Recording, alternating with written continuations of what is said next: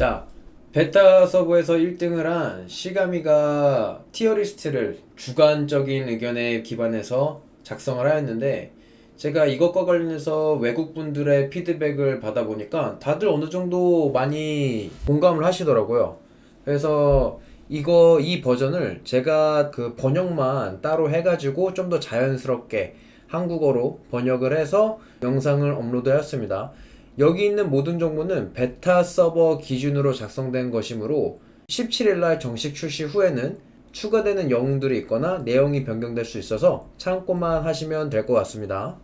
This is why you might see a hero ranked higher due to their specific combinations or versatility rather than just raw power, for example. Now let's get started. First one on the list is Ashoka, and it's kind of a weird one. He has a very good support signature skill, but he only has DPS customizable skills, which is kind of weird. He pairs really well with Hannibal, but the fact that he's not really a support nor a DPS makes him not as excellent as he could have been. It's worth noting that he's got a very good first star as well, so he's going in A. Attila is probably one of the best DPS-oriented supports in the game right now, with amazing customizable skills in this regard for both archers and cavalry. His stars are amazing, and he can be unlocked early in the game.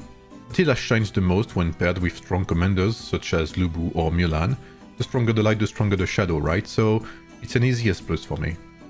Similarly to Ashoka, Bellevue is in the middle between being a good support and a good DPS, so while Black Flag is an excellent self-boosting skill that does no damage, a signature skill is also a self-boosting skill which does no damage as well. So if you take Black Flag, you will actually end up having very few skills to deal damage with, which is weird in my opinion. It's still worth noting that she is a solid S, despite that, because of the stupid amount of damage that she can deal, thanks to her self-boosts. Boudica is basically a stronger and a free-to-play version of Leonidas, thanks to her might boosts in both her signature skill and her customizable skill Forceful Retaliation that Leonidas does not have. So strong S for our Celtic warrior here. Bushra is sadly the worst non-free-to-play hero in the game right now. A signature skill could be great, but the disarm chance only activates once every 27 seconds on average, which is bad. Her stars are a joke as well, she's a bad support and does not provide anything to the team really. Her stats scaling is bad, so just avoid her if you can, she goes into the C list. Cleopatra on the other hand is perhaps my favorite free-to-play hero. Unlike Bushra, she has everything to be a great support. Her signature skill is absolutely amazing to support Hannibal, and it deals good damage as well. Her scaling is not the best, but that's normal since she's free to play, and her stars are okay. She could be A+, but honestly, seeing how good of an offensive support she is, I'm gonna put her in the S list. Constantine is a good hero but is locked behind VIP 12. He has decent skills and good stars, but his weakness lies in the fact that Miyamoto or Yodit are better paired with other heroes. He's good, but others are better as secondary heroes. Perhaps this will change when more heroes are released, but for now he goes into the A list. Darius has magnificent hair, a magnificent beard, but that's pretty much it. He has little to no synergy with other heroes. His signature skill makes him an egoistical DPS, but he's pretty bad at being a DPS, so that's about it. His stars are bad and he gets easily replaced throughout the game. There's not much more to say about him honestly, he belongs in D tier.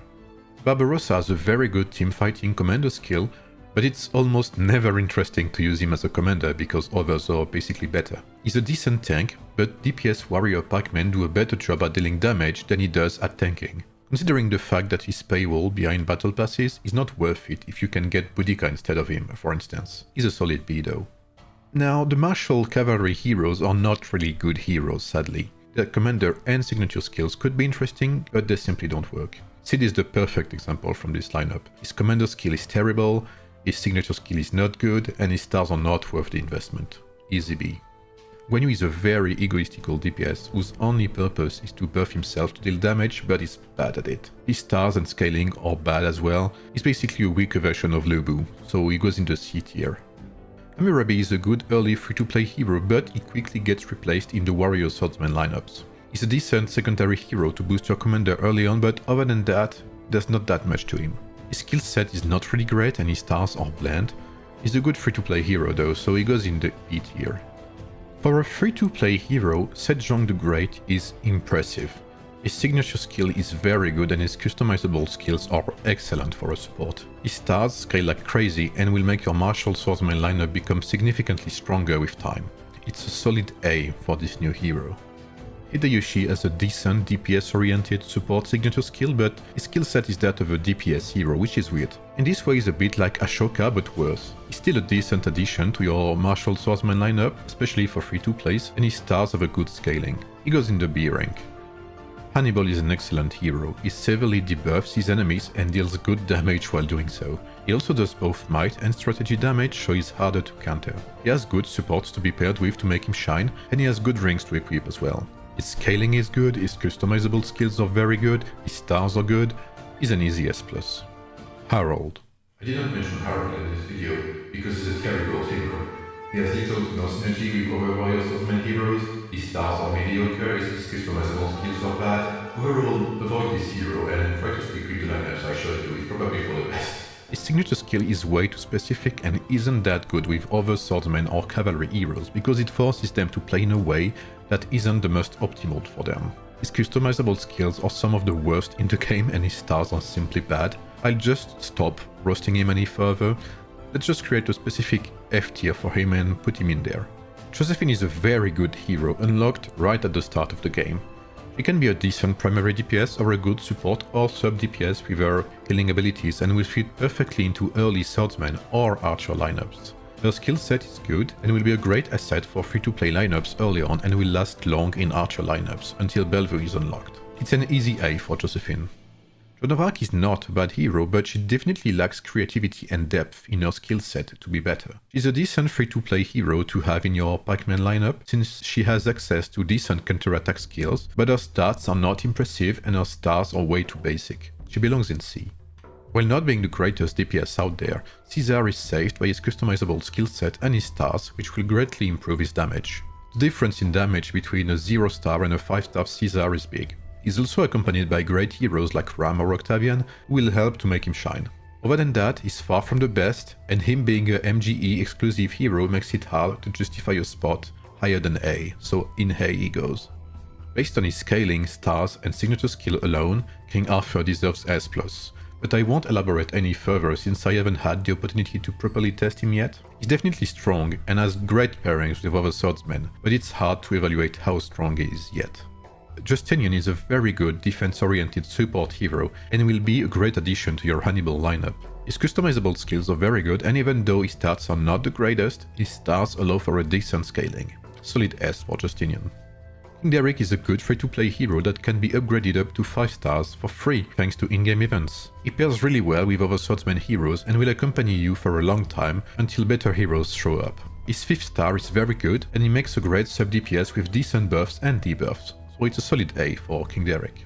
Leonidas is a strong paywall hero that will be one of the core heroes for warrior pikemen until late game. His customizable skills aren't the best, but it is definitely enough to emphasize on his excellent counter-attack proficiency. Warrior pikemen being very strong right now and Leonidas being a good DPS, he deserves his S spot.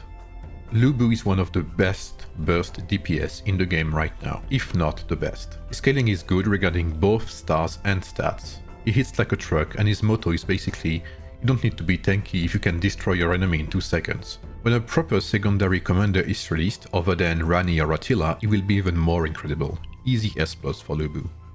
Well, that's 2 monsters in a row right there. Miyamoto is the strongest hero in the game right now, in my opinion. He doesn't burst as much as Lubu, but he has way better heroes to be paired with. His signature skill is probably the best in the game, he's an excellent commander and will not let you down if played and built correctly. He's my personal top 1, easiest S+ of this list. Good things come in threes. Mulan is our 3rd excellent DPS in a row. Like Lubu, she lacks a proper support to be even stronger, but her skill set already makes her a threat on the battlefield. Hide your swordsman. S+ for Mulan. Nobunaga is plain and simple. All he does is DPS, there's nothing more to him. His commander and signature skills only deal damage, no buffs, no debuffs, nothing. His stars are somewhat decent, but they are bland. There's not much to say about him, he's B tier. Octavian on the other end is a strong yet complex DPS with a very good signature skill that will empower your troop. He's a wheeled hero as well, so he's accessible for everyone. His stats makes him a good all-rounder hero, and his stars emphasize on his buffing and DPS abilities. I like this hero a lot, he's a solid S.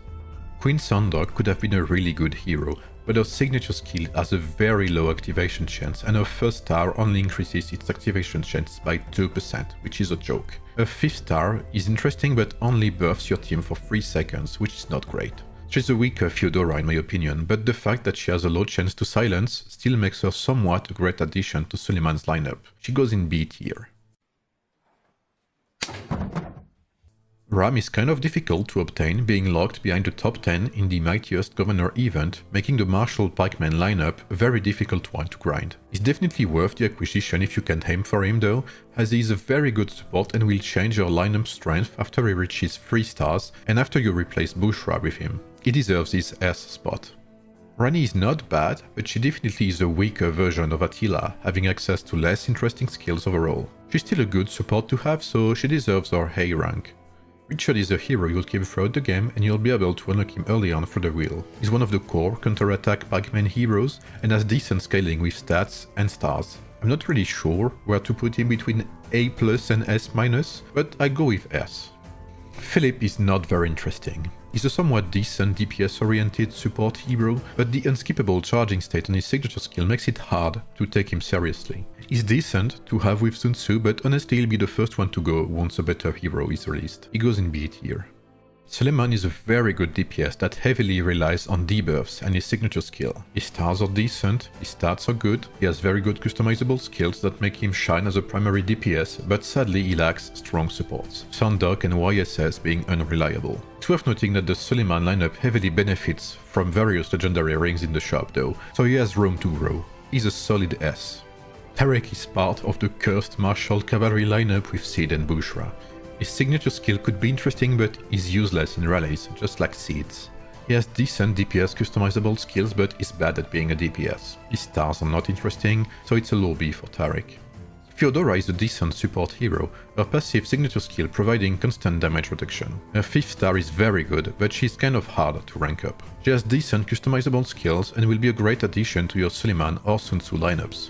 She goes in the A tier. There's a good chance Tribuana was created specifically to benefit Miyamoto, seeing how well they go together as a team, and it's an understatement to say she does the job remarkably well. Her signature skill is what makes her such a great addition to Warrior Swordsmen. She also does very well with Yodit and King Arthur, but remove these heroes and she's basically useless. Her customizable skills aren't very impressive to say the least, and the healing part of her signature skill is close to useless. She fits well in the S category but would be A without Miyamoto or Yodit in the game. Sun Tzu is very much like Suleiman but for swordsmen. He suffers from the same lack of decent support and is compatible with good rings. He deals very good damage but will be even better when proper supports or sub-DPS come into the game. He's still a strong S tier hero. His recent buff makes Yi Sun-shin rank up from C to B in my opinion. He's a good free-to-play choice if you want to go for the Suleiman lineup for additional damage. His 5th star makes him very good in that regard. Other than that, his stats are not very interesting and he will not provide much to the team, so he goes in the B tier. Ieyasu is a good support hero recently added into the game to celebrate Japan's addition as a playable civilization. He's basically the star of your martial swordsman lineup. Solid A. Yi Song-ye introduces a new mechanic, the Quick Wit state. It's kind of a double attack stance but for active skills, which can be very interesting if they further develop this mechanic for future heroes. In his case, it's only a self boost on his signature skill. His customizable skills are pretty decent for a free-to-play hero, and his stars allow for a good scaling as you progress into the game. Sadly, aside from him and Sejong, the compatibility with other martial cavalry heroes isn't great. He deserves a good A spot though, overall. 그리고 마지막으로 요딧은 하니발과 아틸라 사이의 S+ 캐릭터이며 매우 강력한 딜을 주고 검사와 잘 어울리는 영웅입니다. 자, 이로써 모든 영웅의 티어 정리를 끝냈으며 다시 말씀드리지만 베타 기준이기 때문에 정식 출시가 되면 어떤 식으로 영웅이 바뀔지 모르기 때문에 이 동영상은 참고만 해주시면 될 것 같습니다. 감사합니다.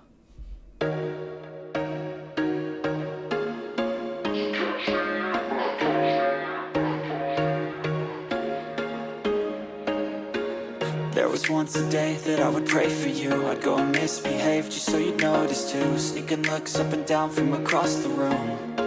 Damn, what a hell of a view.